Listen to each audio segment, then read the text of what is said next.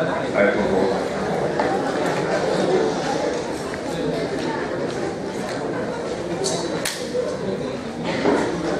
Bien. En la clase pasada habíamos visto que la inmunidad se dividía en inmunidad innata e inmunidad adaptativa o adquirida. Y habíamos visto que la primera en funcionar era la inmunidad innata. Habíamos visto que habíamos dado, por ejemplo, que un germen, que sería en este caso representando las noxas que atacan al organismo, tenía que primero buscar una solución de continuidad en las barreras que nosotros tenemos como superficie de contacto, que no solamente es la piel, sino también son las mucosas respiratorias y la mucosa gastrointestinal. Habíamos visto que cuando estos gérmenes ingresaban y atravesaban las barreras de defensa, lo primero que iban a encontrar son unas proteínas en el plasma que no son las únicas, pero eran las más importantes, que es el sistema de complemento, lo cual era muy efectivo.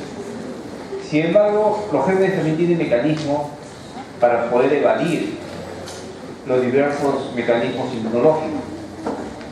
Y si esto sucediera y evitaran al complemento, pues en ese caso iban a actuar los fagocitos profesionales.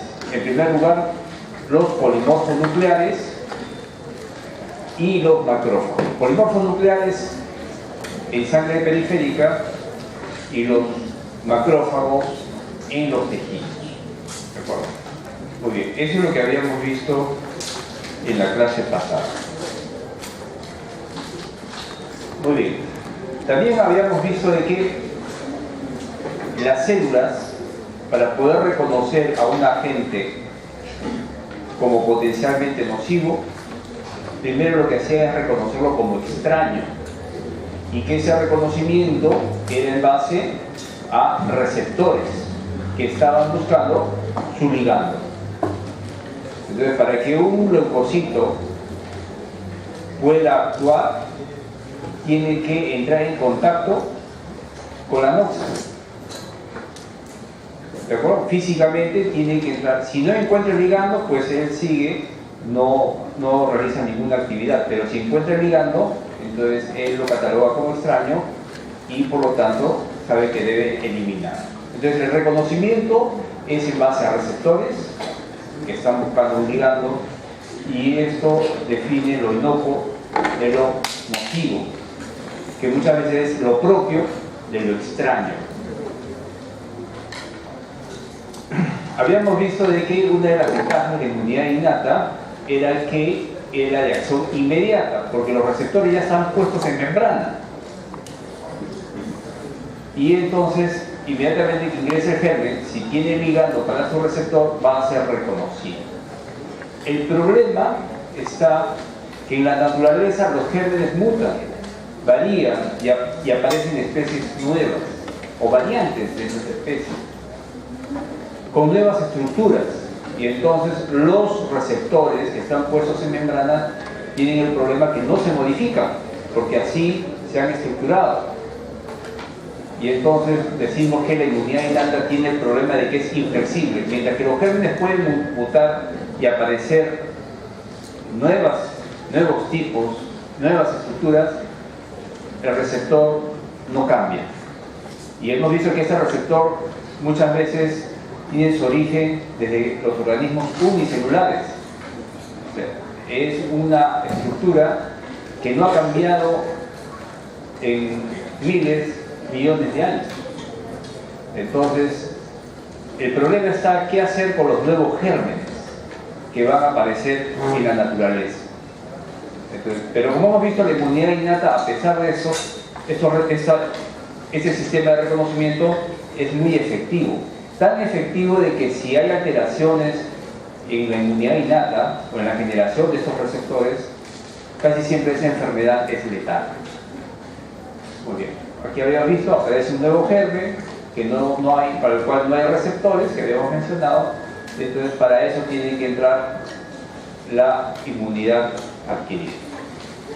Habíamos visto de que la inmunidad innata reconoce patrones, los patrones de reconocimiento, ¿no?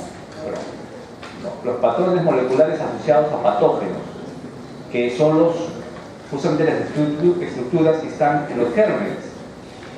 Y los receptores que ellos tienen se llaman receptores de reconocimiento de patrones, PRRR. ¿De acuerdo? Así se engloba o se simplifica estos receptores. Son los patrones de reconocimiento de patrones. ¿Quiénes lo tienen? Los polimorfos nucleares, los macrófagos y los linfocitos.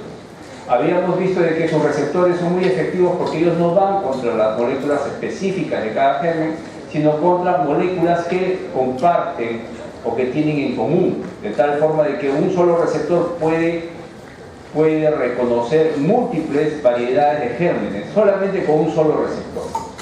Entonces, esta simpleza de la inmunidad innata, que es muy efectiva, tiene el problema de que esos receptores no cambian. No hay forma de generar nuevos receptores. Y eso se los colocan a las células, a los polimorfos nucleares y a los macrófagos, desde que son formados. Tanto así de que si no ingresan los gérmenes, pues no interesa, porque los receptores siempre están ahí puestos, ingresen o no ingresen los gérmenes. ¿De acuerdo? El problema es la inflexibilidad, porque aparecen nuevos gérmenes que no pueden ser reconocidos, porque son nuevos en la naturaleza, y esos receptores son antiguos. Entonces tiene que haber un mecanismo de generación de receptores que está a cargo de los linfocitos. En este caso ya se estaba viendo de que él produce una cantidad de receptores que son solubles, que son los anticuerpos, y que deberíamos verlos así, como receptores solubles. Muy bien. Y estos receptores pueden ser adquiridos por los otros leucocitos, casi todos los leucocitos pueden adquirirlo a través de otros receptores de estos mismos anticuerpos, y con eso pueden reconocer al germen. Eso da la flexibilidad, es decir, la adaptación.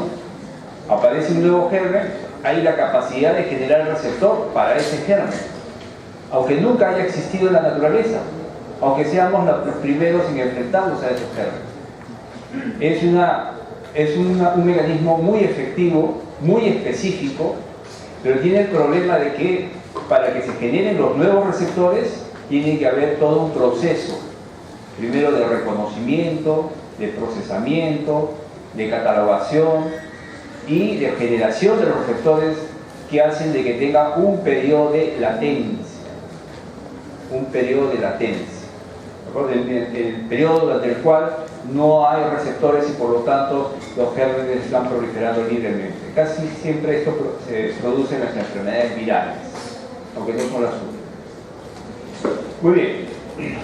Entonces, la inmunidad adquirida se basa entonces en generar nuevos receptores que no existían al inicio. Y para esto primero tiene que ingresar el germen para generar el receptor. Si no ingresa el germen, no se genera el receptor. ¿De acuerdo? A diferencia de la inmunidad innata, que habíamos dicho que el receptor se coloca o se genera al margen de que ingrese o no ingrese el germen. Aquí primero tiene que ingresar para generar el receptor. ¿De qué receptores estamos hablando? Hay dos tipos de receptores. Los anticuerpos, también denominados inmunoglobulinas, que los producen los linfocitos B, y los receptores de célula T, TCR, porque está en inglés, receptores de células T, que lo producen los linfocitos T. De por sí, que ustedes ven que los anticuerpos o inmunoglobulinas reconocen proteínas, carbohidratos y grupos químicos. Prácticamente cualquier tipo de molécula pueden reconocer los anticuerpos.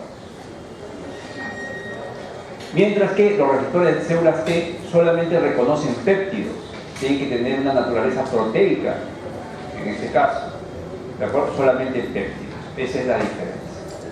Esos receptores son sumamente específicos. Ustedes ven aquí 3 gérmenes diferentes y hay 3 anticuerpos diferentes, uno para cada germen, uno para cada parte de su estructura que es diferente en cada uno de ellos. Es realmente muy específico, que es el prototipo alternativo a la inmunidad innata, en donde lo que se busca es la estructura común. Aquí es más bien la estructura que lo individualiza. Y por lo tanto se podría decir que aquí en este caso es un servicio personalizado.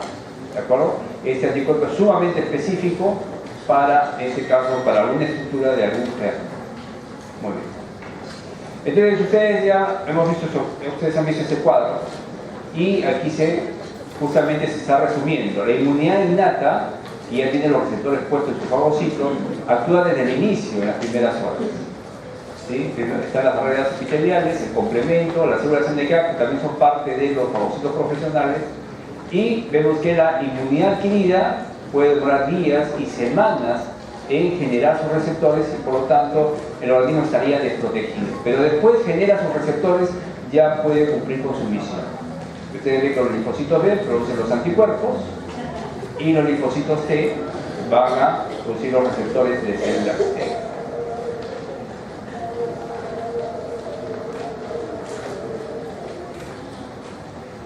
Y ustedes ven aquí que estas características hacen que la inmunidad innata se complemente con la inmunidad adaptativa.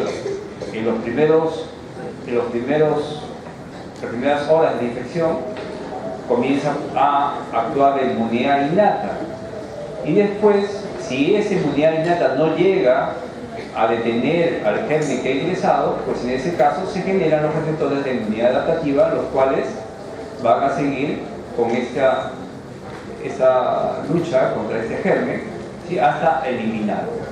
¿De acuerdo? Entonces ustedes ven que se complementan, pero no es que el organismo esté desprotegido totalmente, sino que supuestamente primero se le da una opción a la inmunidad innata a que este germen sea eliminado, y si eso no es posible, entonces entrará la inmunidad adaptativa.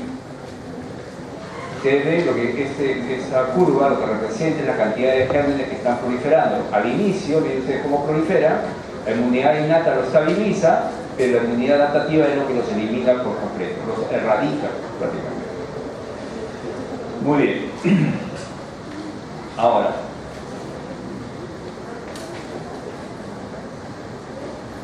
los PRR, los receptores de reconocimiento de patrones, ¿sí? Tienen su analogía en las inmunoglobulinas y los receptores de células T. Pero hay diferencias. ¿Cuál es la diferencia? Que este receptor se sintetizó, se colocó en membrana cuando se formó la célula. Por eso decimos que están codificadas en la línea germinal. Al igual que todo lo que es toda su estructura. Fue colocado los receptores en su superficie desde el inicio, como si fuera parte de. ¿De acuerdo? Mientras que en la inmunidad adquirida decimos que las proteínas están codificadas somáticamente. Es decir, no es parte, no han generado necesariamente, ¿no?, los receptores en el momento que se forma la célula, sino que este es un proceso posterior. El que estén codificados en la línea germinal hace de que los receptores de la inmunidad innata estén presentes desde el nacimiento de la célula y nunca se modifican, que es lo que hemos mencionado. Mientras que los receptores de la inmunidad adquirida se van a generar por recombinación de genes y se adquieren posterior al nacimiento de la célula. ¿De acuerdo? Esas serían las diferencias entre ambos receptores. Muy bien. Habíamos visto ya el caso de la gripe española, que se dio en 1918, con una gran mortandad. ¿Por qué sucedió esto? Porque apareció una variante, en este caso de la influenza. Esta influenza afectó a las poblaciones que nunca habían tenido contacto con ellas, eran gérmenes nuevos en ese momento para esas poblaciones y por lo tanto no tenían los receptores. Ahora, ya hemos mencionado de que justamente lo que sucede es que en la evolución, ¿no?, y la evolución continúa, ¿sí?, los gérmenes mutan y generan nuevas estructuras, como en este caso. Este es el virus H7N9, ¿sí? Ustedes ya saben que hay una multitud de virus, ¿no?, de esta especie, y ustedes ven que se genera, como lo que quiero representar la figura es que se genera un virus diferente a sus ancestros, por mutación. ¿De acuerdo? Este virus nunca existió, entonces es lógico que los organismos no tengan protección contra ese nuevo virus. Estas nuevas enfermedades o estos nuevos gérmenes tienen una alta tasa de letalidad. ¿Sí? Miren ustedes diferentes enfermedades que han afectado a las poblaciones durante la historia, pero ese caso es la mortandad durante la conquista española. Supuestamente los indígenas no tenían, nunca se habían enfrentado a estas enfermedades que venían de Europa. Y ustedes ven aquí el porcentaje de mortandad de cada una de ellas, que puede llegar hasta ser hasta un 35%, ¿no?, de lo que se ha reportado. Es decir, casi un tercio, 1 de cada 3 que se infecta muere en este caso. ¿Sí? Las otras enfermedades también tienen una mortandad muy importante. ¿Por qué mueren? Porque hemos mencionado que, si bien es cierto, nosotros tenemos la inmunidad adaptativa para generar los nuevos receptores para los nuevos gérmenes, no significa que tengamos éxito. Solamente un porcentaje de la población tendrá éxito en generar sus receptores, y los que no tienen éxito, lamentablemente, morirán. ¿De acuerdo? Muy bien. Entonces, eso explica, ¿no? Eso explica la situación que vivimos actualmente. Entonces, lo que se teme ahora es que aparezcan nuevos gérmenes que provoquen una pandemia. Hemos dicho que por mutación se genera y se siguen generando nuevos gérmenes. Y eso se ha dado siempre. Miren ustedes, la plaga de Atenas, que se menciona en la historia, es la primera epidemia documentada, 430 años antes de Cristo. Y miren ustedes, esta es la mortandad en cantidad de personas que ha generado, que se estima que ha generado cada una de estas enfermedades. A la cabeza, la viruela, con 300 millones de muertes, ¿no? Miren ustedes, en el sarampión 200 millones, y cada cierto tiempo, ¿no?, surge un nuevo germen, ¿sí?, que nunca había entrado en contacto con la población. ¿De acuerdo? Entonces es muy importante la inmunidad adaptativa, pero hay que tomar en cuenta que no siempre va a ser efectivo. ¿De acuerdo? Y ustedes ven aquí, en la actualidad, por ejemplo, este es de agosto del 2004, ya está hablando del ébola. La tasa de mortalidad del brote de ébola es del 51%. También se está observando otra cosa, que las nuevas enfermedades emergentes tienen una letalidad mucho mayor que las enfermedades que habían en el pasado. Claro que eso se explica de diferentes formas, pero el hecho es de que son más letales estas infecciones. Entonces, tenemos que tomar en cuenta de que eso no siempre se ve. ¿De acuerdo? Ya habíamos visto este gráfico, justamente. La inmunidad innata tiene sus receptores para lo que ya existía y que ha existido siempre, que por lo general son bacterias o estructuras emparentadas. Pero los gérmenes mutan, aparecen nuevos gérmenes y para eso se generan receptores de la inmunidad adaptativa. ¿De acuerdo? Pero el temor es de que siempre va a haber un porcentaje de mortalidad. ¿De acuerdo? Es lo que se espera, siempre se ha dado. El problema es cuándo se va a dar. Y ven noticias como esta, ¿verdad? Entonces, y eso hace de que actualmente estemos en alerta, ¿no? Cada cierto tiempo se escuchan las alarmas, ¿no? Algo parecido a eso, ¿no? Se resfría un poquito y todos corren, ¿no? Muy bien.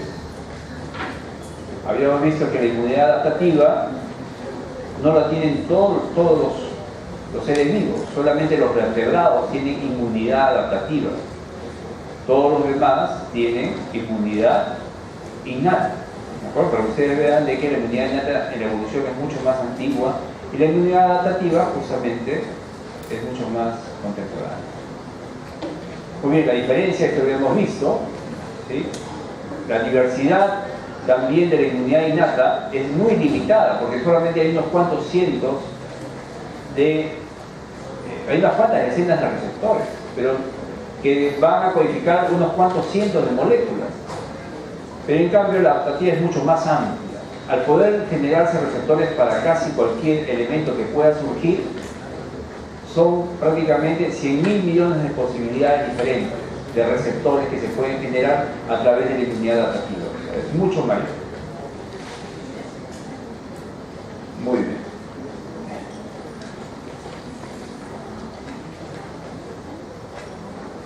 Tenemos que, habíamos visto, la inmunidad adaptativa está a cargo de los linfocitos que vienen de la línea linfoide, ¿no? Hemos visto de que no son los que más abundan, ¿sí? Están entre el 25 y el 40% de la sangre periférica, y van a producir los receptores de la inmunidad adquirida. Esta inmunidad adquirida se va a dividir a su vez en inmunidad humoral e inmunidad celular. La inmunidad humoral está a cargo de los linfocitos B y de los anticuerpos, y la inmunidad celular de los linfocitos T con sus receptores de células T. Entonces ahora en primer lugar vamos a ver la inmunidad humoral con los anticuerpos. Los anticuerpos son glicoproteínas que provienen de la fracción de las gamma globulinas. Ustedes ya saben a qué se refiere, ¿no? Este es un término que proviene del proteinograma electroforético, que es una fracción, las gamma globulinas, que está en la fracción gamma, que ya lo habíamos visto. Se conocen como inmunoglobulinas, se encuentran en la sangre en casi todos los fluidos corporales y son utilizados como receptores de alta especificidad. Ustedes ven la estructura de los anticuerpos. Hay una zona hipervariable, que es la que se une al antígeno, que son las estructuras que se tienen que reconocer. Esta es la zona hipervariable, ¿sí? Están compuestas de unas estructuras que llaman dominios de inmunoglobulinas, que es la disposición cómo se va a organizar la parte proteica de esta molécula, y cada uno de estos segmentos representa un dominio. Podemos reconocer que hay una cadena pesada, como ven aquí en azul y aquí en rojo, esta es la cadena pesada, y hay una cadena ligera que está aquí en verde. Hay dos tipos de cadena ligera, lambda y kappa, y hay 5 tipos de cadena pesada, que justamente es lo que le va a dar su nomenclatura a las inmunoglobulinas. Entonces usted ve que la cadena pesada, pues alfa, delta, épsilon, gamma y mu, ¿de acuerdo? Cada una hace referencia a un tipo de anticuerpo. Lo que cambia en cada anticuerpo de un isotipo a otro isotipo es la cadena pesada. También vemos de que hay inmunoglobulinas que tienen una región intramembrana, y es que esta inmunoglobulina funciona como un receptor. La célula que lo produce el linfocito B puede producir una inmunoglobulina con una región intramembrana, por lo cual va a estar anclada a su membrana, y por lo tanto sería un receptor propio del linfocito B. Sin embargo, también puede producir un anticuerpo que no tenga esta región, y por lo tanto este va a ser liberado al plasma, y por lo tanto va a ser soluble. La versión soluble, hay una versión de membrana, y hay una versión soluble del anticuerpo.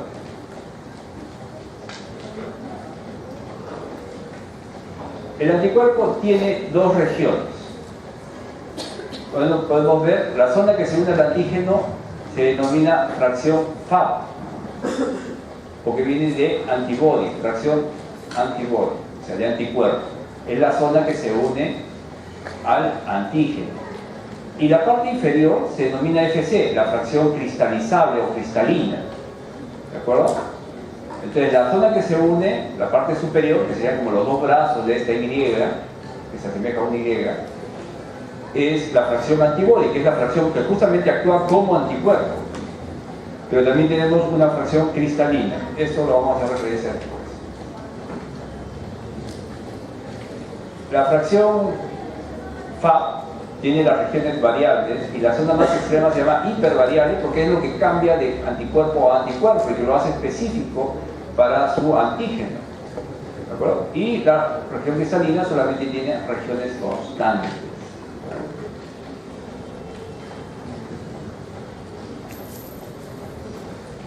Aquí vemos que la parte superior es la región hipervariable, que se une al antígeno, y esto determina su idiotipo.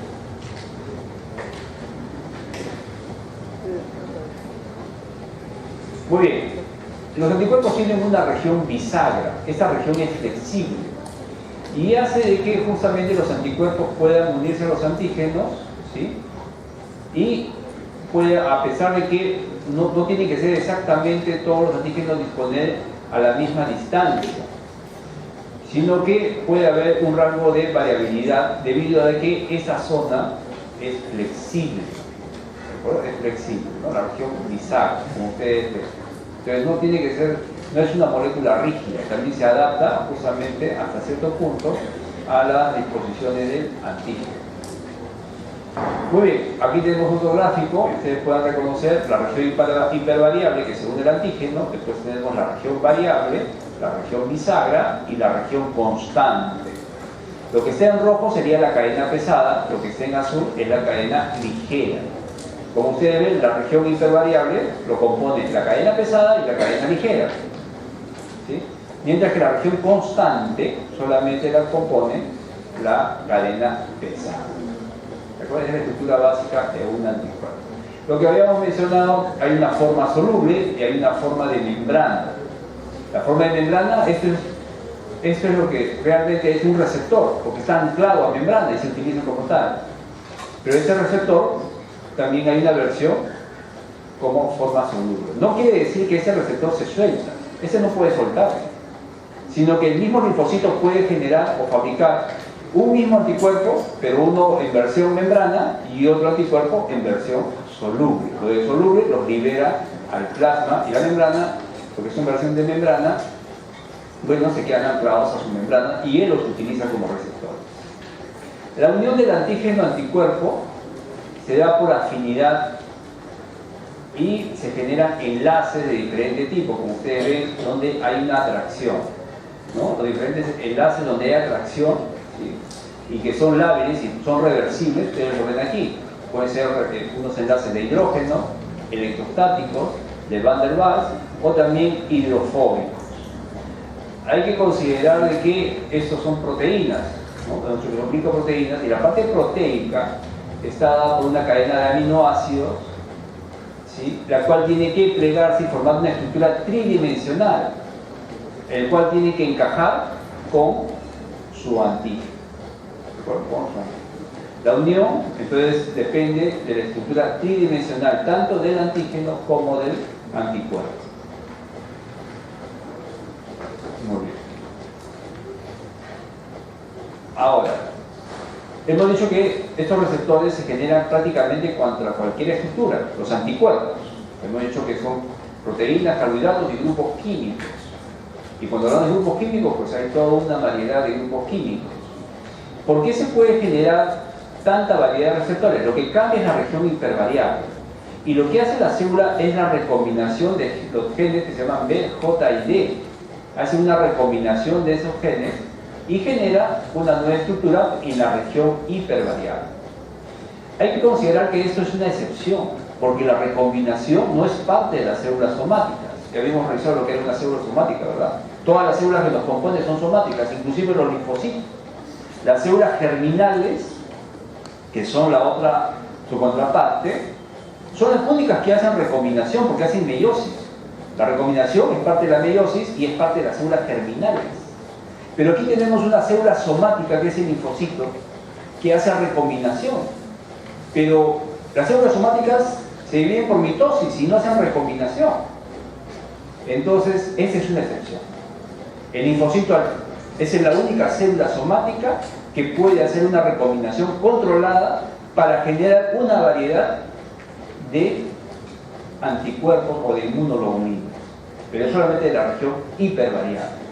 ¿De acuerdo? Por eso, como tiene esa capacidad de hacer esa recombinación, entonces puede generar anticuerpos diferentes. Pero hay que tomar en cuenta de que un linfocito solamente puede hacer una sola recombinación. O sea, puede generar una variedad de anticuerpos. Si quiere generar un anticuerpo diferente, tendrá que hacerlo otro linfocito. ¿De acuerdo? No es que él pueda hacer recombinaciones y recombinaciones y tener diferentes tipos de anticuerpos, ¿no? Él hace una recombinación y genera un anticuerpo. Si se quiere otro anticuerpo diferente, tendrá que hacerlo otro linfocito. Él como que hace una recombinación y ya tiene su plantilla para fabricar anticuerpos. ¿De acuerdo? Entonces, un linfocito es un tipo de anticuerpo. Muy bien. Entonces, ¿qué es lo que está haciendo? Está simulando lo que sucede en la naturaleza, que justamente es que los nuevos gérmenes se han ocasionado justamente porque ha habido una recombinación de genes, accidental, pero se ha dado, ha mutado. Entonces aquí en cierta manera se está generando el mismo proceso, pero en forma controlada, para buscar el receptor a esa nueva estructura que ha ingresado al organismo. ¿De acuerdo? Entonces, los linfocitos hacen recombinación de genes, pero es una excepción dentro de lo que es la biología del organismo. Muy bien. Y así generan sus anticuerpos. El reconocimiento es tridimensional. Esto es una proteína que es el antígeno, esto representa el antígeno que está formando una cadena de aminoácidos, pero esto forma una estructura tridimensional. Eso ustedes lo conocen, ¿verdad? Si bien es cierto, una cadena de aminoácidos es como un filamento puede formar una estructura tridimensional, así como lo hace un ovillo de lana. El ovillo de lana es un filamento de lana, pero si ustedes lo envuelven, ¿no? Ustedes van a ver de qué forma una estructura tridimensional. Algo parecido es eso. Y esa estructura tridimensional es para lo cual es específico el anticuerpo. La estructura tridimensional, no su estructura, no es su estructura de aminoácidos realmente.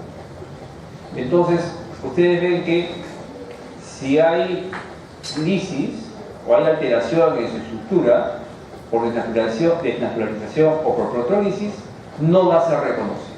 ¿De acuerdo?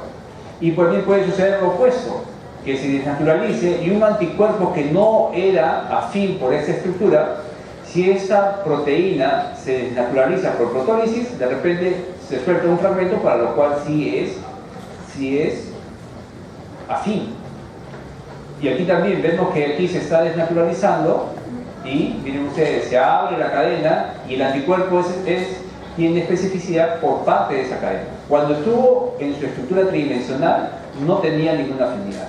Se desnaturalizó y sí es afín. Y esto es lo que sucede en las crioaglutininas. Los anticuerpos reconocen las estructuras tridimensionales, pero puede suceder de que este anticuerpo que no era afín por ninguna estructura termina siendo afín por esa molécula, pero desnaturalizada. ¿Y por qué hablamos de las crioaglutininas? Lo que sucede es que hay anticuerpos que actúan solamente en frío, ¿sí? Solamente en frío. Entonces, a 37 grados por temperatura corporal, estos anticuerpos no actúan.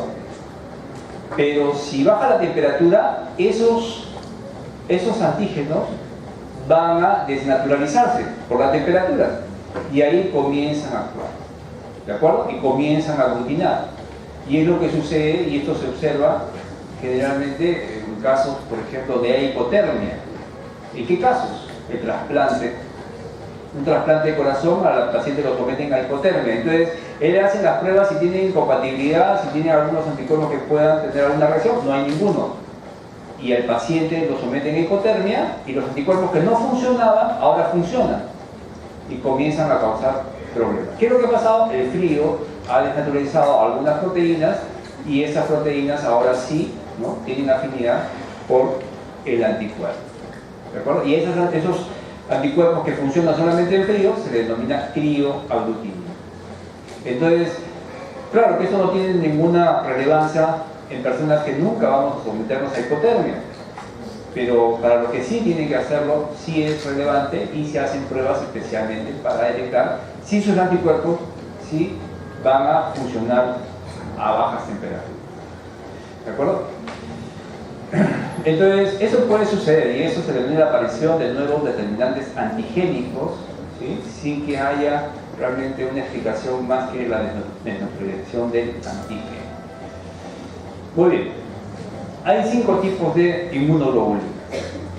Uno de ellos es la inmunoglobulina G, donde la cadena pesada es gamma. Ya habíamos visto de que la cadena pesada es la que va a dar justamente la denominación al subtipo de anticuerpo.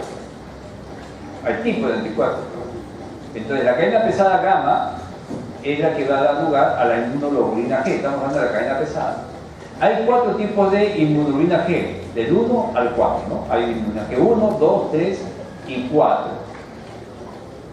Son monómeros, una sola molécula, como ustedes ven. Los subtipos IG1 e IG3 activan complemento, ¿de acuerdo? Activan complemento. Ya hemos visto que no todos los anticuerpos activan complementos, pero en este caso sí, las IG1 y IG3 pueden activar complementos.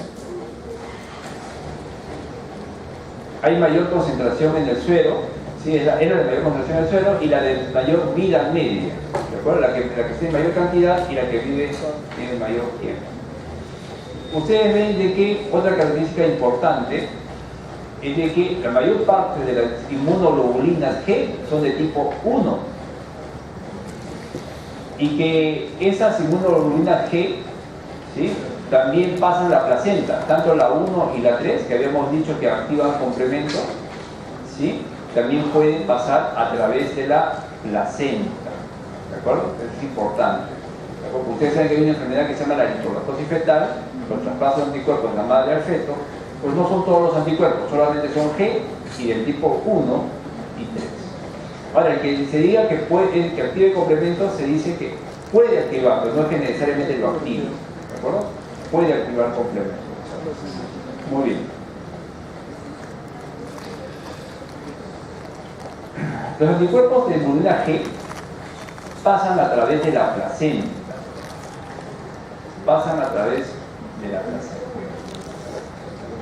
Ustedes ven aquí los anticuerpos maternos, lo que está aquí en azul, son los anticuerpos maternos, que es la sangre del niño, ¿no?, que primero está intraútero, nace, y ustedes ven de que los propios anticuerpos del niño demoran en producirse.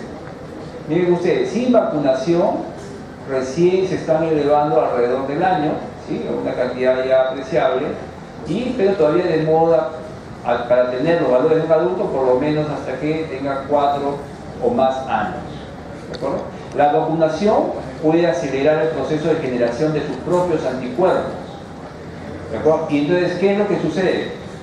Los anticuerpos, siempre se ha hablado de que los anticuerpos pasan a través de la placenta y se relacionan a la eritrolactosis fetal, que es cuando hay una incompatibilidad sanguínea entre el feto y la madre, ¿no? El feto es RH positivo y la madre es RH negativo, genera anticuerpos, pasan a través de la placenta y siempre se habla de eso.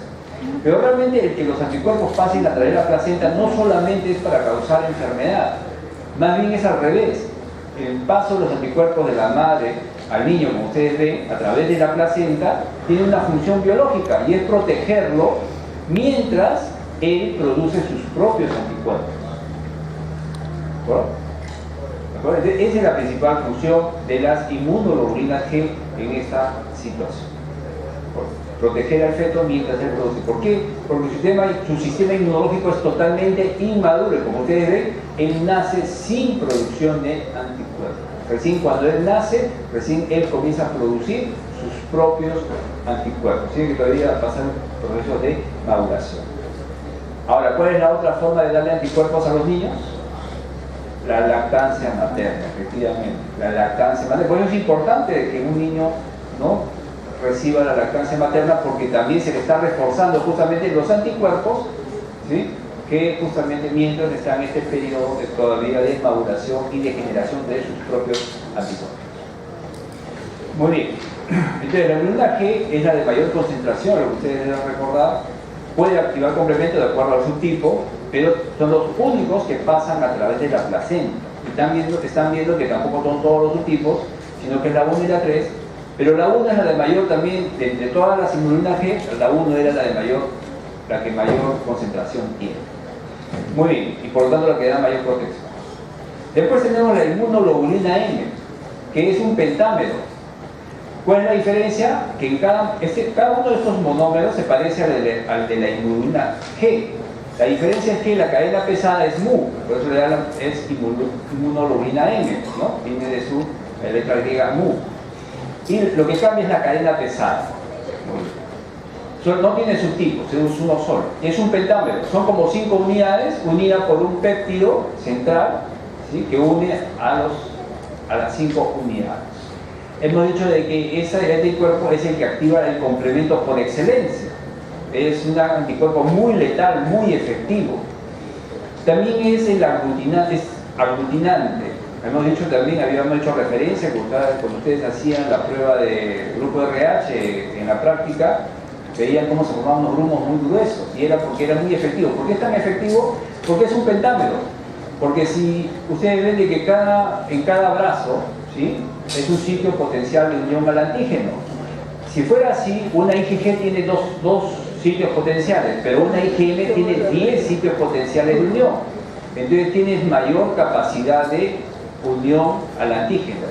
Si fuera un átomo, veríamos que tendría valencia 10, mientras que la IgG tendría una valencia 2. Entonces la capacidad de reacción de esa inmunoglobulina es 5 veces mayor a la de una inmunoglobulina G. Entonces eso te explica la gran capacidad de aglutinación, y eso hace de que a estos anticuerpos se les denominen aglutininas. Cuando se habla de aglutininas no se refieren a todos los anticuerpos, se refieren específicamente a la inmunoglobulina M. Este anticuerpo es el primero en elevarse cuando ingresa un antígeno, es el primero que se forma y que se libera al plasma. No lo portan las células memoria, después vamos a ver ese tema. No es la de mayor concentración, eso está mal, ¿sí? La G es la de mayor concentración, y la vida media del suelo es de 5 días. ¿De acuerdo? O sea, tiene menor concentración, tiene menor vida media que la IgG, pero es mucho más efectiva. ¿De acuerdo? Activa complemento y también tiene mayor capacidad de aglutinación. Ustedes ven aquí que ante la primera exposición hay un periodo de latencia, hemos dicho, que aquí se ha verificado de una manera muy corta, ¿sí?, que tiene que todavía ver cuál es el anticuerpo que se va a producir en periodo de latencia, pero el primer anticuerpo que se forma es la IgM y después se forma la IgG. Cuando llega por segunda vez una exposición al mismo antígeno, entonces también otra vez se vuelve a formar IgM, pero la IgG se eleva mucho más y ahora esta sí va a permanecer. Entonces ustedes ven de que la IgM siempre se produce al inicio, es muy efectiva, pero las concentraciones de IgG son mucho mayores y es la que va a quedar permanentemente como una huella de exposición. Ustedes saben de que esto nos sirve para hacer diagnóstico, porque generalmente para las enfermedades virales, hay otras pruebas también para otro tipo de gérmenes, se van a dar dosajes de IgM y de IgG para ese germen. Por ejemplo, el de la rubiola. Queremos saber si esa persona tiene rubiola, el proceso que tiene actualmente es una rubiola. Le hacen un dosaje de anticuerpos de IgM e IgG para la rubiola. Si la IgM es positiva, significa que la enfermedad es reciente y está activa. Si la IgM es negativa y la IgG es positiva, probablemente esté ya en esta fase. La IgM es negativa, ¿sí?, aquí ya no hay IgM, pero IgG es positiva, significa de que probablemente el cuadro que tiene ahora no es por la rubiola, pero sí ha tenido anteriormente, ¿de acuerdo? Porque ha quedado como una huella.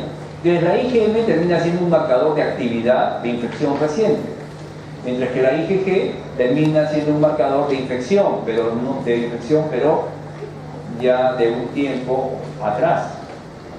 Muy bien. Después tenemos a la inmunoglobulina A, que es un dímero. Lo que cambia es la cadena pesada, que ahora es la cadena alfa. Hay dos subtipos, A1 y A2. Puede estar como monómero o como dímero, unido también por un péptido. Este anticuerpo está predominantemente en las secreciones. Es resistente a la digestión, por eso puede estar en el tracto digestivo. Activa el complemento por la vía alterna, que ustedes ya saben lo que es, ¿sí? Activa por la vía alterna. Y en el suelo dura 6 días. Su concentración del suelo es 3.5, que es la de menor concentración entre los 3 que hemos visto, que es detectable todavía, pero su mayor concentración es en la secreción. Al final, si bien es cierto, la IgG es la de mayor concentración en el suelo, la que más se produce en cantidad es la IgA. ¿Por qué? Porque siempre, ustedes saben que las secreciones siempre están de paso. se están secretando y se están eliminando las secreciones, se están depurando. Entonces el organismo trata siempre de que haya una cantidad de inmunoglobulina A en las secreciones. Como esta se depura, permanentemente tiene que también estar secretando inmunoglobulina A. Y eso hace de que, si nosotros vemos o preguntamos cuál es el anticuerpo que se produce en mayor cantidad en el organismo, termina siendo la inmunoglobulina A pesar de que sus niveles en sangre son menores que la IgG y que la IgM, ¿sí? Termina siendo el que más se produce. Ustedes ven aquí que el proceso de justamente de liberación de la inmunoglobulina A, esta es la luz del tracto, esto es una mucosa, ¿sí? Y aquí supuestamente está la lámina propia que está irrigada, y aquí tenemos la luz de ese órgano, que puede ser el tracto gastrointestinal, por ejemplo. Y ustedes ven de que, si bien es cierto, los linfocitos B, que cuando maduran se llaman células plasmáticas, van a producir la inmunoglobulina A. Esta inmunoglobulina A va a tener que migrar, ¿sí?, hasta el lumen. Y para eso, ¿sí?, tiene que formar un complejo, ¿sí?, un complejo con una estructura que justamente lo va a transferir a la luz en este caso gastrointestinal. A este proceso se le llama transcitosis. ¿De acuerdo? Se produce, como siempre, como ustedes ven, por el linfocito B en los tejidos, pero es desplazada, transferida hacia la luz donde tiene que actuar.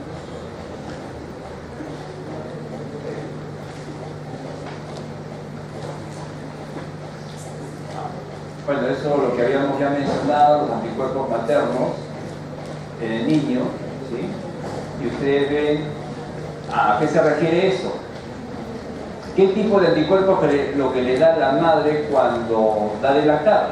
Pues en este caso, como ustedes ven, principalmente son IgA. Y ustedes ven aquí también como los anticuerpos que se da con la lactancia materna, que están en rojo. Miren ustedes cómo potencia, lo de azul es lo que tenía en la sangre, el bebé nace con los anticuerpos de la madre, aquí ya no le dan, entonces aquí ya comienzan a desaparecer.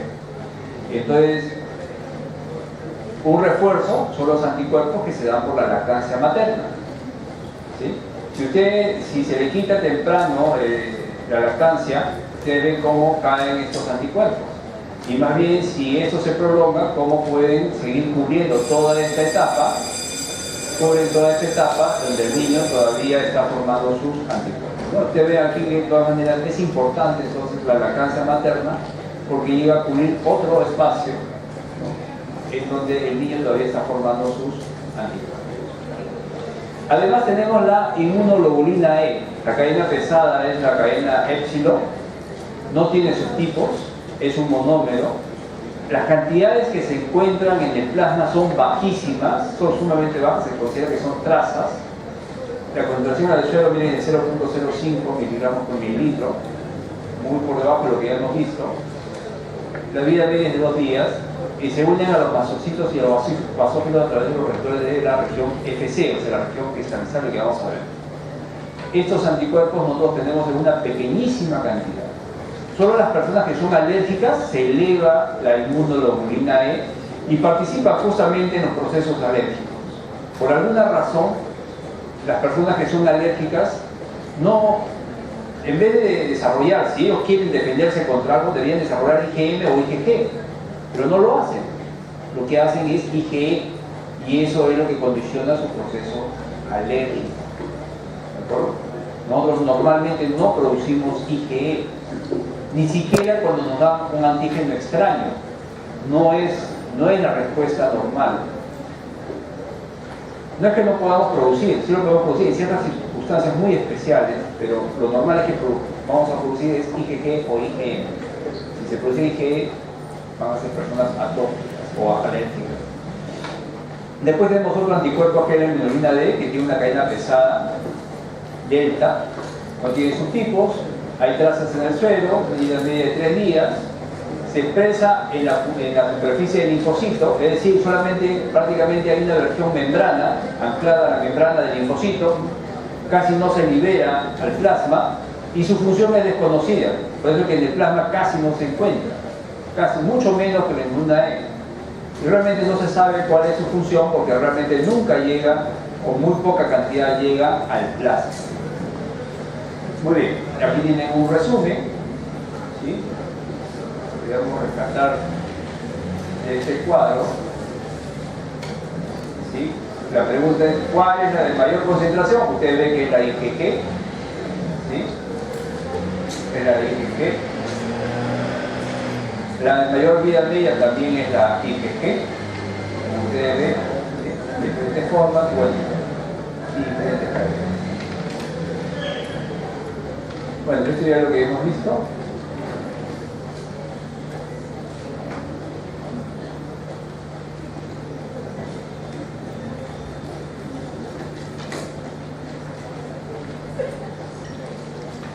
Esto es lo que ya hemos mencionado a lo largo de lo que hemos detallado.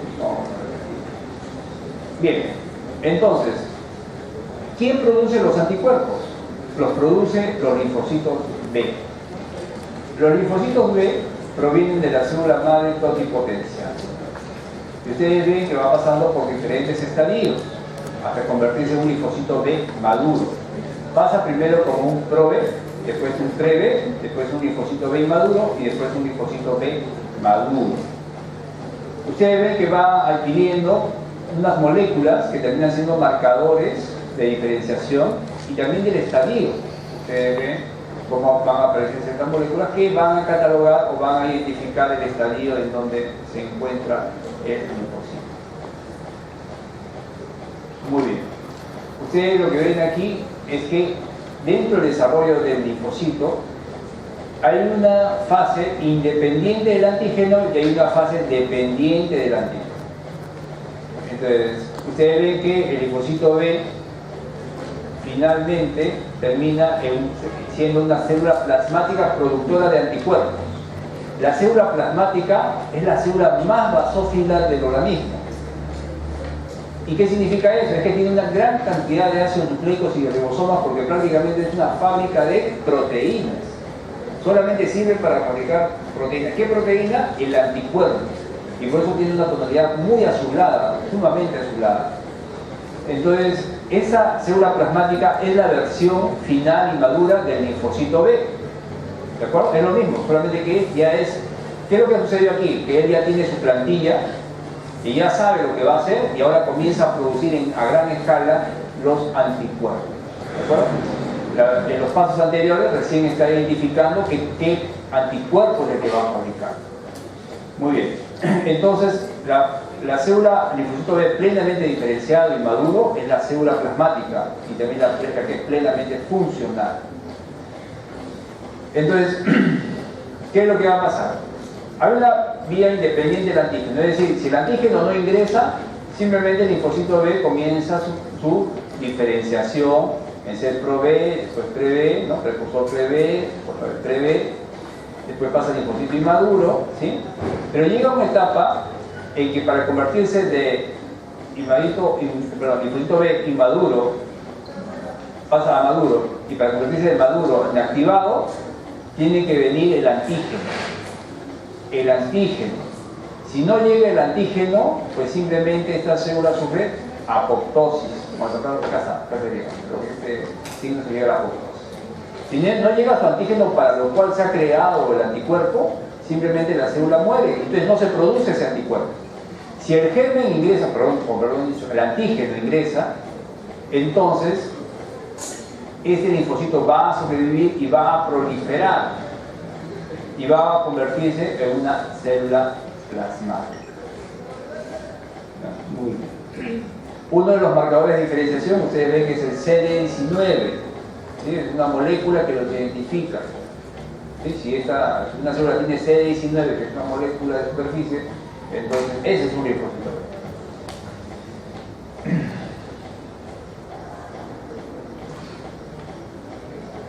Aquí se grafica, ¿sí? Esta es la vía independiente del antígeno que hemos mencionado para las diferentes etapas, ¿sí? Pero para que este linfocito maduro pueda sobrevivir necesita unirse al antígeno. Ustedes lo ven aquí, este es el supuestamente ingresa un germen, ¿no? Que da sus antígenos y ustedes ven aquí que aquí está el linfocito B maduro, no encuentra el antígeno, la célula entra en apoptosis. Pero si encuentra el antígeno, sobrevive y sigue su diferenciación y se convierte en célula plasmática que produce los anticuerpos contra ese germen. Si no ingresa, si no llega, entonces simplemente entra en apoptosis. Hay una segunda vía que es que hace como el linfocito B memoria. Y es el linfocito B memoria el que va a guardar la plantilla. Va a guardar y va a quedar ahí en reserva ante la posibilidad de que vuelva a ingresar el germen. Entonces ya no hay que hacer todo el proceso de selección del anticuerpo, sino que simplemente ya lo tiene como reserva, inmediatamente se comienza a producir.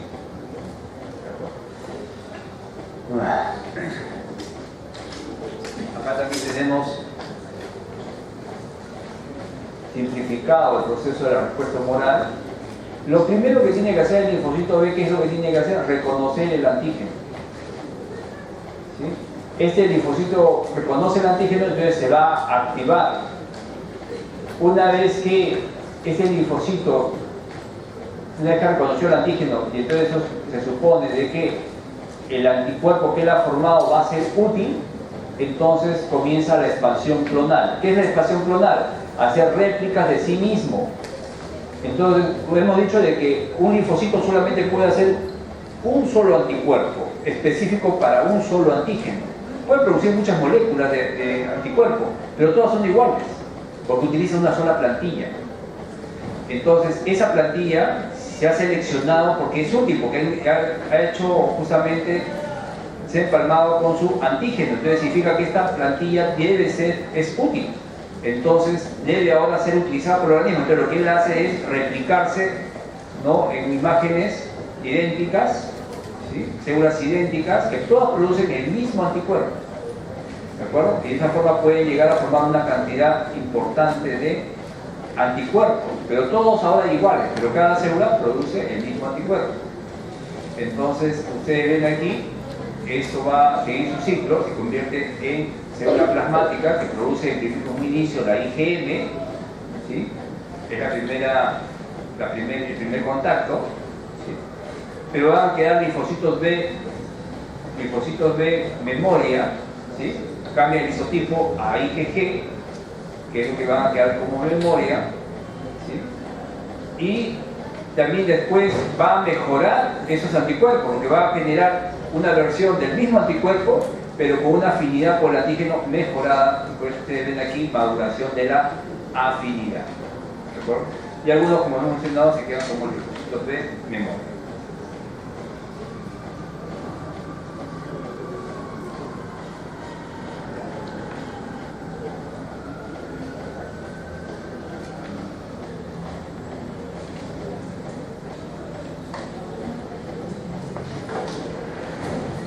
Ahora, el linfocito no siempre produce, hemos dicho, sí produce la misma plantilla contra el mismo antígeno, pero durante su maduración va cambiando el tipo de anticuerpo que produce. Inicialmente produce un IgM de membrana, después vira y produce una IgD de membrana, y después ya produce los anticuerpos solubles, ¿de acuerdo? No es que los de membrana se conviertan en solubles, sino que comienzan a fabricar la versión soluble de lo que ya había tenido como receptor de membrana. Aquí tiene lo que ya habíamos visto. Al inicio se produce IgM en grandes cantidades, ¿sí?, también se va a producir IgG, y en un segundo momento casi todo es IgG, ¿no?, porque quedan algunas células de memoria.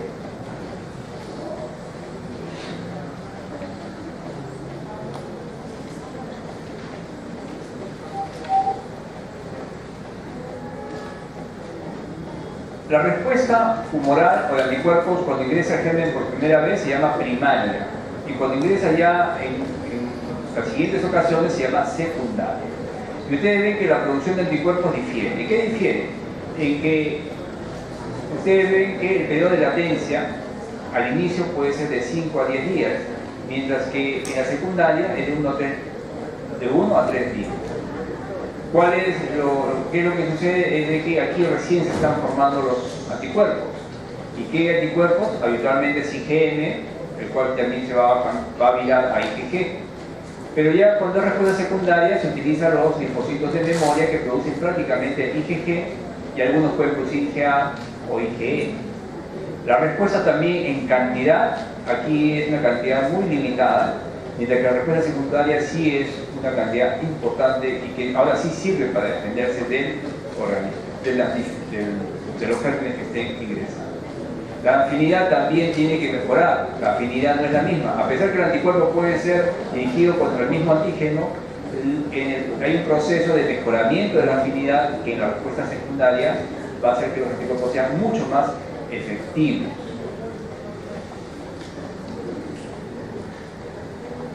Ahora, no hay respuesta secundaria para todos los antígenos. Hay respuesta primaria solamente para, bueno, es decir, para todos, pero las respuestas secundarias solamente son para los antígenos proteicos. ¿De acuerdo? Por eso es que ese también es uno de los factores para hacer las vacunas. Tienen que utilizar la fracción proteica del germen para que esa vacuna sea efectiva y dé una respuesta secundaria permanente de protección. Y muchas veces no se puede lograr.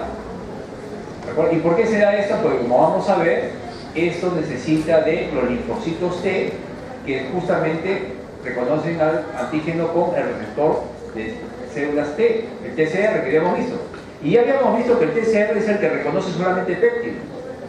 Entonces él es justamente el que ocasiona de que la respuesta secundaria solamente sea por antígenos proteicos. Esta es la traducción. Bueno, vamos a mirar esta parte. Ahí tenía un mecanismo de receptores para la activación del complemento. Pero lo más importante que ustedes deben rescatar son las funciones de los anticuerpos. ¿Qué es lo que hace un anticuerpo finalmente? Neutralizar, opsonizar, aglulinar y activar complemento.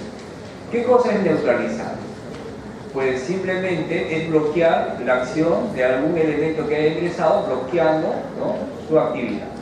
Si es una toxina, bloqueando justamente su toxicidad.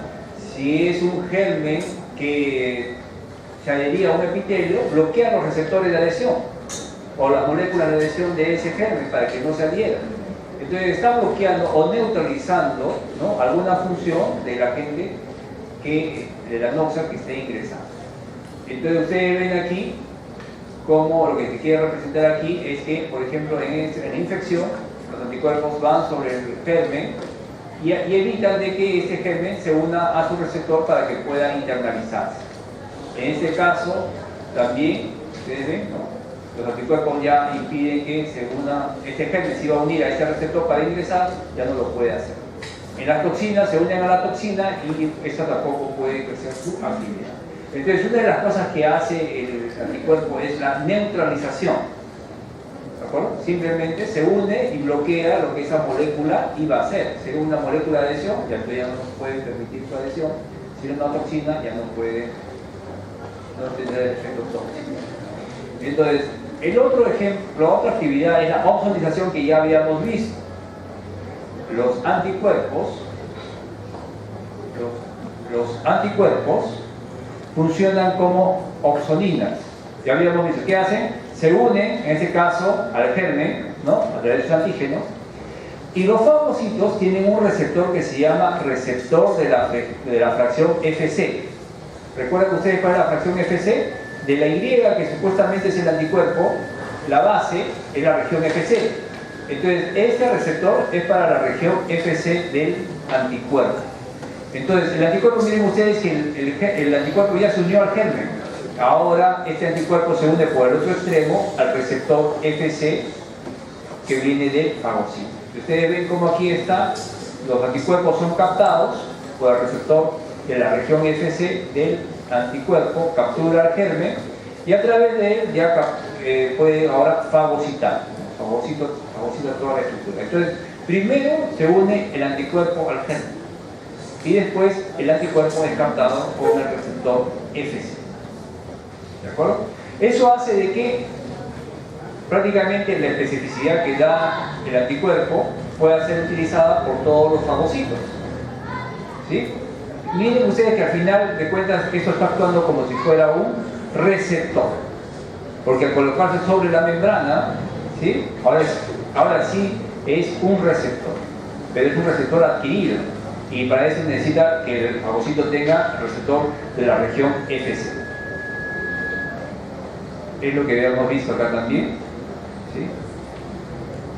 El anticuerpo, mire, se le pega. ¿Se acuerdan de la fracción C3b? Que era el que se unía, que era el complemento y se unía, y había un receptor de la fracción C3b. Pues también hay un receptor de la región FC del anticuerpo. Entonces las opsoninas son el C3b y los propios anticuerpos. Entonces miren que no necesariamente el anticuerpo está haciéndole daño al germen, simplemente se está colocando sobre él y lo está marcando para que sea fagocitado por los fagocitos profesionales. Muchas veces no lo puede hacer porque usted tiene que comprender de que el germen puede ser una célula, una bacteria también es una célula, y el anticuerpo es una proteína, o sea, proporcionalmente son muy pequeños para poder hacerle algún daño a esa estructura. Entonces lo que hace simplemente es pegarse sobre su membrana para que el fagocito ahora pueda detectarlo y reconocerlo. Otra vez tienen aquí lo mismo. Este es el receptor de la región FC. Ustedes ven aquí, el anticuerpo se le pega, ¿sí?, al germen, y después con su receptor captura al anticuerpo. Esa es la opsonización. Entonces ustedes ven de que el C3b y el anticuerpo funcionan así, acá está el C3b, ¿sí? Pero si los dos actúan es mucho mejor porque se van a fagocitar con mayor actividad.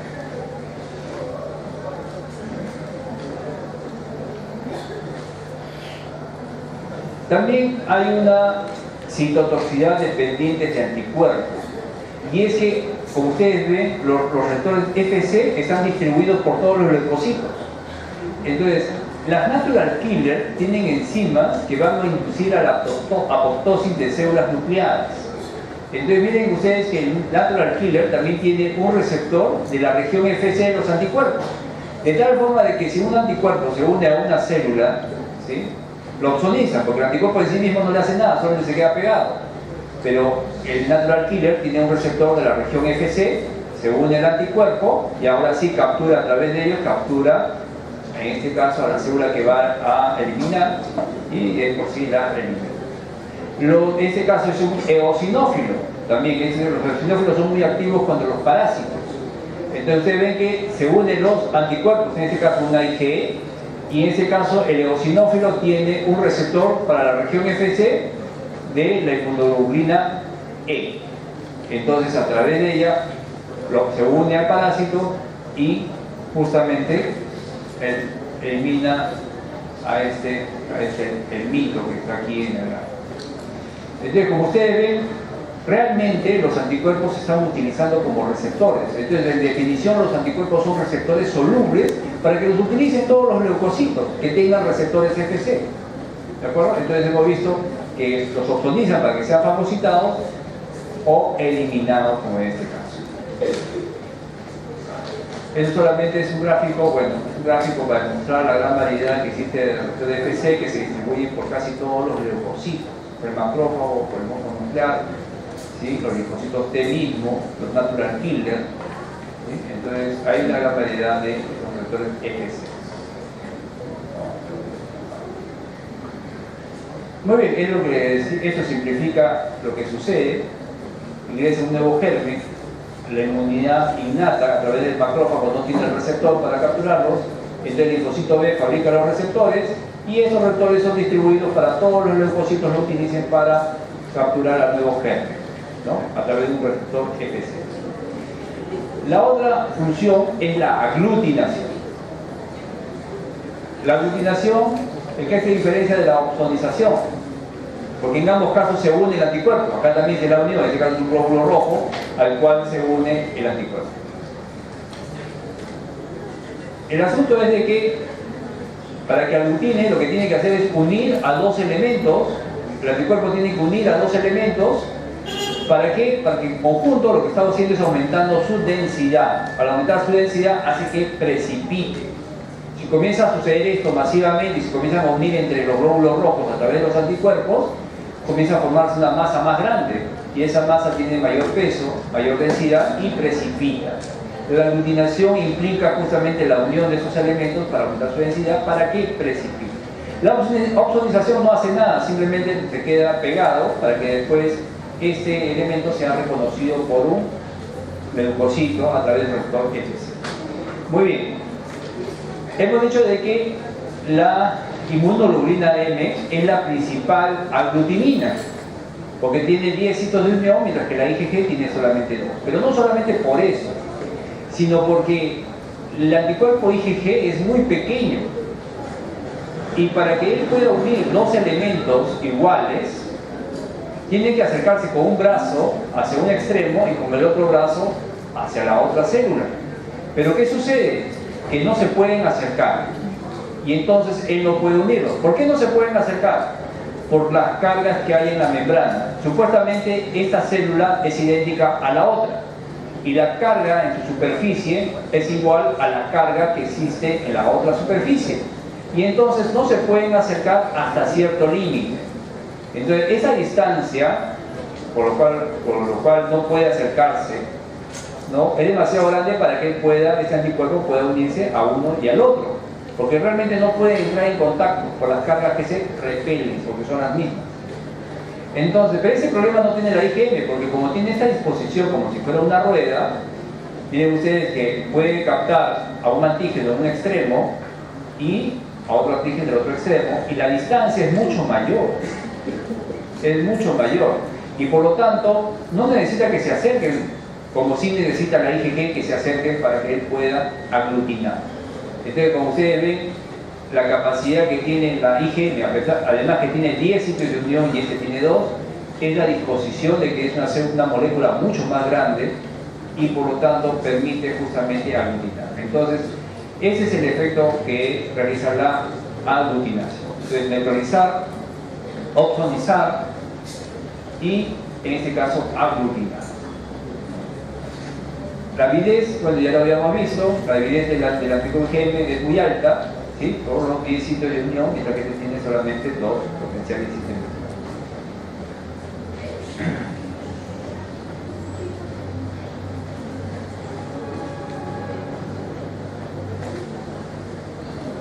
A ver, ustedes lo que ven aquí es el fenómeno del zona. Para que haya aglutinación tiene que haber una cantidad equivalente tanto de antígeno como de anticuerpo. Si hay un exceso de anticuerpo, no hay aglutinación.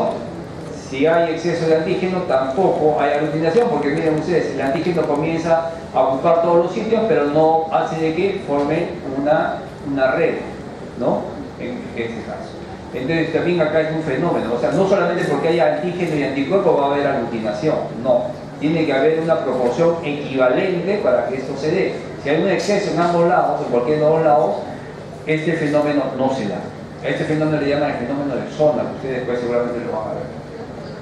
Ya habíamos visto ese esquema, hemos dicho que la IgM activa el complemento, porque la IgM necesita unirse a dos unidades de anticuerpo. Entonces la IgG depende de que haya un anticuerpo que se pegue lo suficientemente cerca. Primeramente tiene que haber antígeno, entonces depende de la concentración del antígeno. Pero en el caso de la IgM, con un solo antígeno se pega el anticuerpo y la C1 siempre encaja en el centro. Siempre encaja en el centro de la IgM. Por lo tanto, la IgM siempre activa complemento, aunque sea solamente un solo antígeno el que se haya unido al anticuerpo. En cambio, la IgG necesita de otros factores. Entonces, la activación del complemento es posible en la IgG, pero en la IgM siempre se da. Y por lo tanto, es mucho más letal. Después tenemos que... lo que habíamos visto es lo mismo, ¿sí?, lo que estaba aplicando, de la C1 cómo encaja dentro del péptido, ¿sí?, y ahí se está uniendo, mientras que con la IgG depende de los anticuerpos. Muy bien, ahí tienen un resumen de lo que hacen los anticuerpos, ¿no? Hemos dicho que neutraliza, ¿no?, microorganismos y toxinas, opsoniza. También hay una citotoxicidad, ¿no?, pero para eso primero tienen que opsonizar. Pero la citotoxicidad depende ahora de la célula que es la que va a actuar, en este caso. Después va a haber,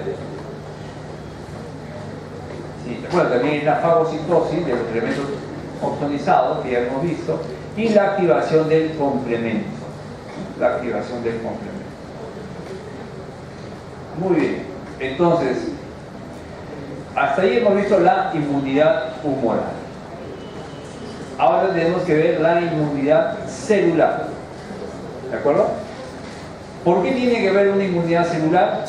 Porque si bien los anticuerpos no pueden ingresar al intracelular. Ustedes ven aquí, esto representa un germen que está puede estar en el espacio, está en el extracelular, puede estar en el intravascular, intersticial, ¿sí? Y ustedes ven de que si ese germen se introduce dentro de la célula, hasta ahí no llegan ni los anticuerpos ni la inmunidad innata. No llegan. Entonces tiene que haber un mecanismo de eliminación de los gérmenes que han ingresado al compartimento intracelular. Los anticuerpos solamente son del extracelular. ¿De acuerdo? Es complementario. Entonces de eso se encarga la inmunidad celular. La inmunidad celular está mediada por los linfocitos T. Hay dos tipos, los CD4 y los CD8. Y de los CD4, también se llaman linfocitos T helper, hay dos versiones, la helper 1 y la helper 2. Los linfocitos T CD8 se llaman supresores. Entonces ustedes ven de que los linfocitos T se diferencian de los linfocitos B porque parte de su maduración tiene que darse en el timo, que ya habíamos mencionado, es un órgano que se encuentra en la parte anterior y superior del tórax, es retroesternal, ¿sí? Que solamente está presente los 6 primeros meses y después se atrofia, ya no vuelve a funcionar.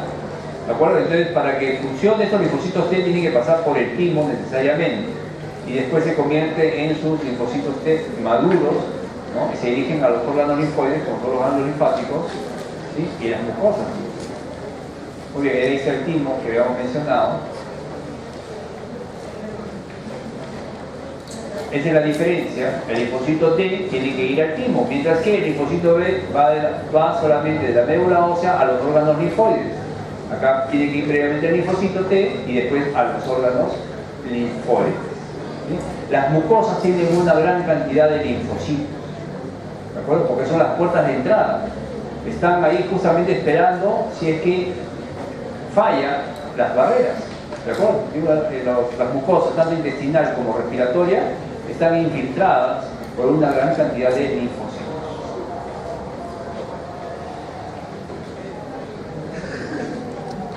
Hay los diferentes tipos de linfocitos que vamos a ver ahora.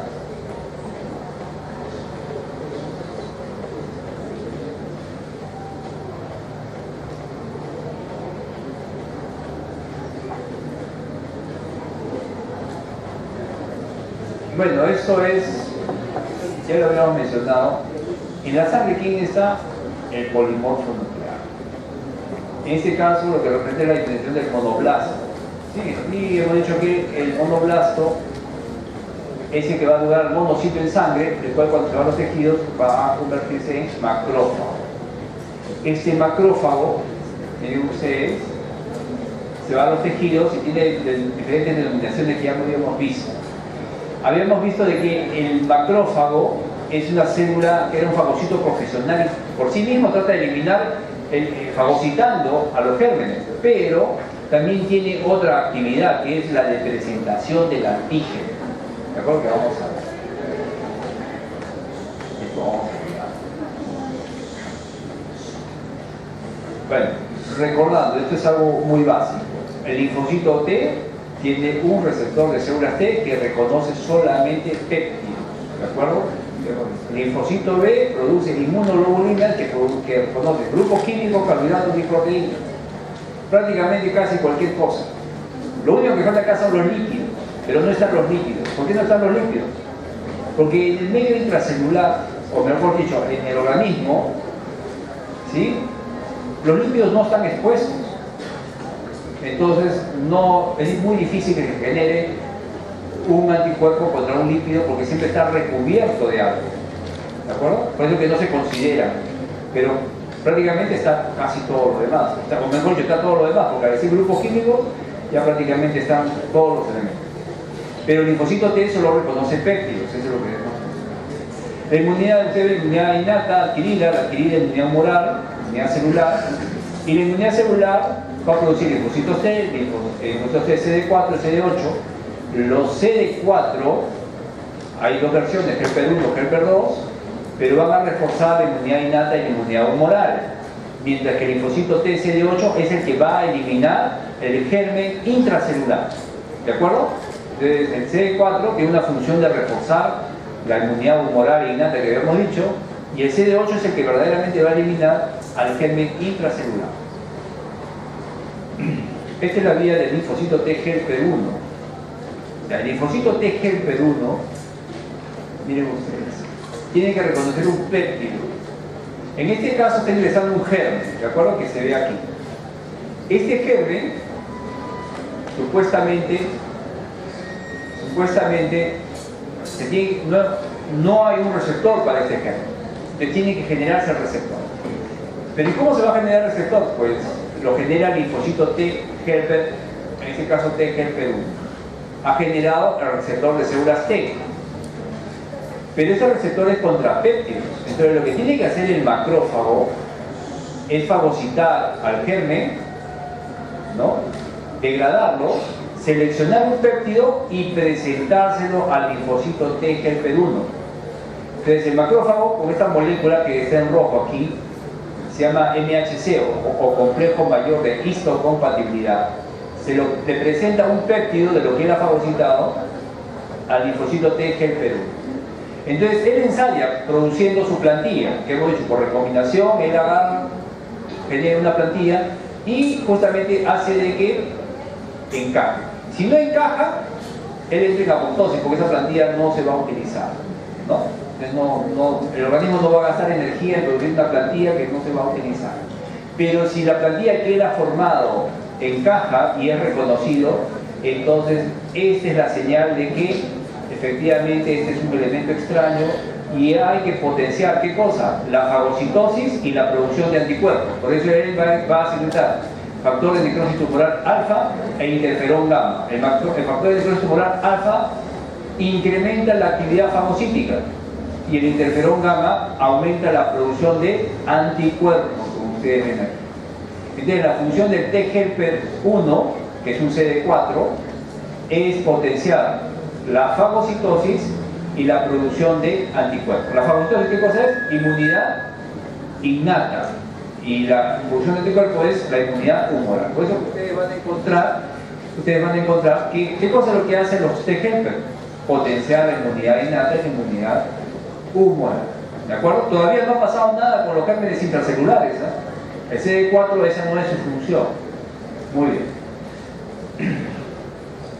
Aquí está. El macrófago fagocita al germen, selecciona un péptido y se lo presenta al linfocito T CD4. ¿Sí? Ustedes ven cómo aquí está el interior de este linfocito CD4. Lo fagocita, selecciona una parte de un péptido y se lo presenta con una molécula que es el complejo mayor de histocompatibilidad, MHC. ¿Se lo presenta a quién? Al linfocito T. ¿De acuerdo? Es lo que está pasando aquí. Entonces el macrófago es una célula presentadora de antígeno, así se llama, célula presentadora de antígeno. Solamente presenta péptidos. Y aquí tienen el esquema. Aquí tienen la célula presentadora, que es el macrófago, en este caso, no es la única, que vamos a ver. ¿Lo presenta con qué? Con el MHC, complejo mayor de histocompatibilidad. ¿Qué cosa presenta? Un péptido que aquí está en color naranja. ¿A quién se lo presenta? Al linfocito T, que lo reconoce con un receptor, el receptor de células T. ¿De acuerdo? Entonces es un esquema básico. Muy bien, pero no ha pasado nada todavía con el germen intracelular.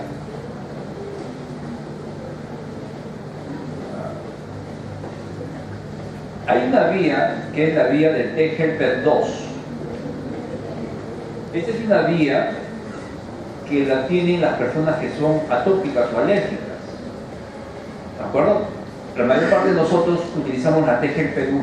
También tenemos la T helper 2, pero esa casi no entra en actividad. ¿En qué es la diferencia? Es lo mismo porque se fagocita al germen, se fracciona, se degrada, se selecciona un péptido, se presenta con una molécula que es el complejo mayor de histocompatibilidad y se lo presenta ¿a quién? A un T helper 2.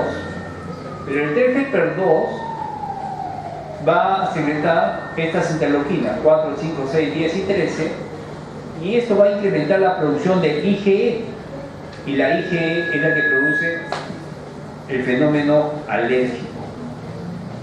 ¿De acuerdo? Que la TGFR2 es asociado a los procesos alérgicos. Es una variante de la HERPER1, como ustedes ven.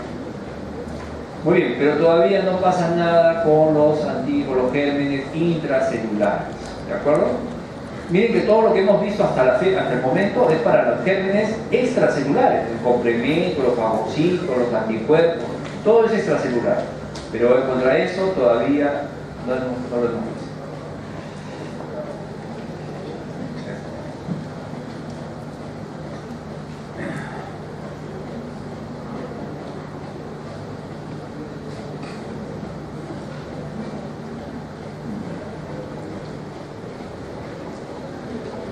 Lo que ustedes deben recordar es que hay dos tipos de complejo mayor histocompatibilidad. Hay el 1 y el 2. El que hemos visto que está reconociendo al linfocito T helper CD4, ¿sí? Al CD4, se lo presentan con el DMHC2, se lo presentan al 4. ¿Quién lo presenta? Un leucocito, un macrófago, un linfocito B, un linfocito T o una célula dendrítica. Este es el esquema, ¿de acuerdo? Un macrófago, un linfocito T o una célula dendrítica presenta el antígeno con un MHC2 aquí a un linfocito TCD4. Aquí está, ¿de acuerdo? Entonces este CD4 va a potenciar la actividad de la inmunidad innata en humoral. ¿De acuerdo? Miren ustedes, no se lo presenta cualquiera, se lo presenta un macrófago, un linfocito B, un linfocito T o una célula dendrítica, pueden presentar el antígeno a través de un MHC2. ¿De acuerdo? Presentan el péptido, ¿a quién se lo presenta? A un linfocito T CD4, lo reconoce con su receptor de células T y entonces se da lo que ya nos mencionó. Este es un esquema, porque vamos a ver un esquema alternativo.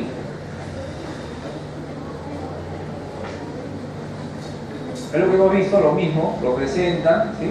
Está acá el antígeno, el macrófago fagocita, lo presenta el linfocito T, CD4, elimina sus citoquinas y aumenta la fagocitosis, la producción de anticuerpos. ¿De acuerdo? Es lo mismo que hemos ejemplificado. Ese es todo lo que hemos visto, la producción de anticuerpos, la fagocitosis, la producción de anticuerpos de los extracelulares. Eso se lo dejo en la copia que ustedes van a recibir seguramente. Es lo mismo que hemos mencionado. Muy bien, entonces llegamos aquí. ¿Cómo se eliminan los gérmenes que han ingresado al intracelular? Entonces hasta ahí no llega ninguno de los que ya hemos visto. Entonces tiene que haber un mecanismo especial para eso. Entonces, miren ustedes. Esto representa, puede ser cualquier tejido, ¿de acuerdo? El organismo.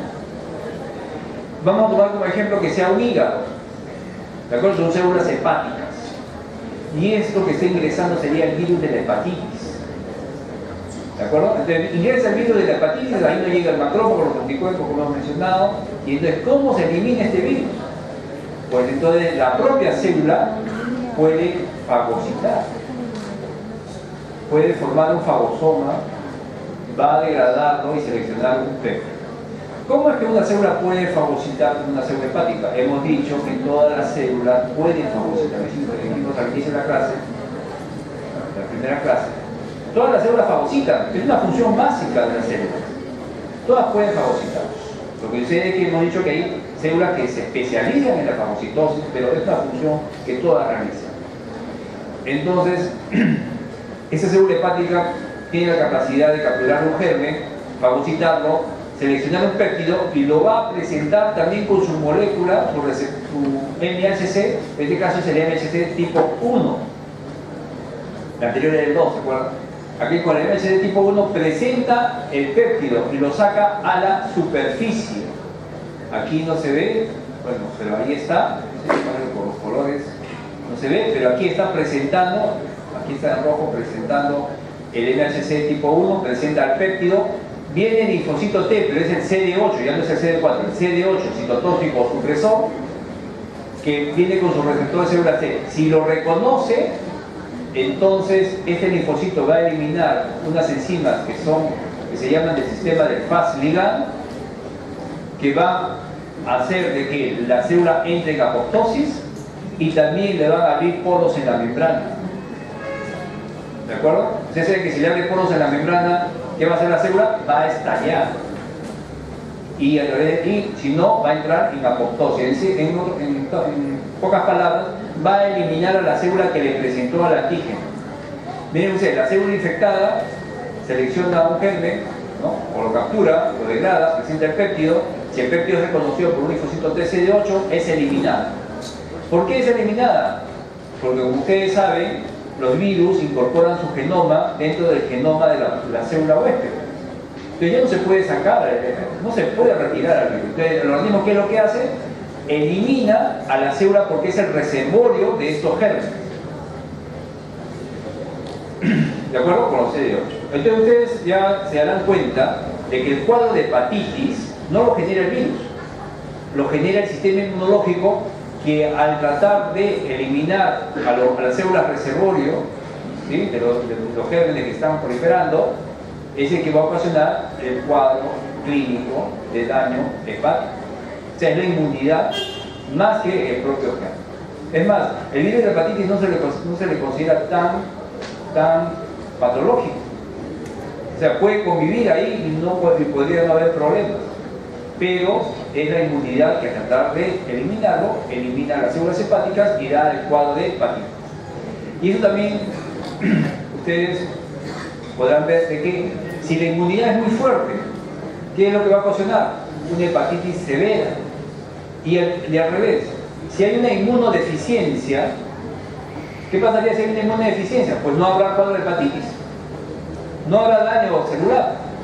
Entonces, los que tienen inmunodeficiencia, pues justamente tendrán un cuadro clínico de una hepatitis muy leve, mientras que los que tienen una inmunidad muy fuerte tendrán una hepatitis severa, que puede ser fulminante. Existe el cuadro, una hepatitis fulminante, todas las células se mueren, el hígado se necrosa y da el cuadro de hepatitis fulminante. Pero como ustedes ven, lo hace el sistema inmunológico y no lo hace el virus mismo. Este es un prototipo de enfermedad para casi todas las enfermedades virales.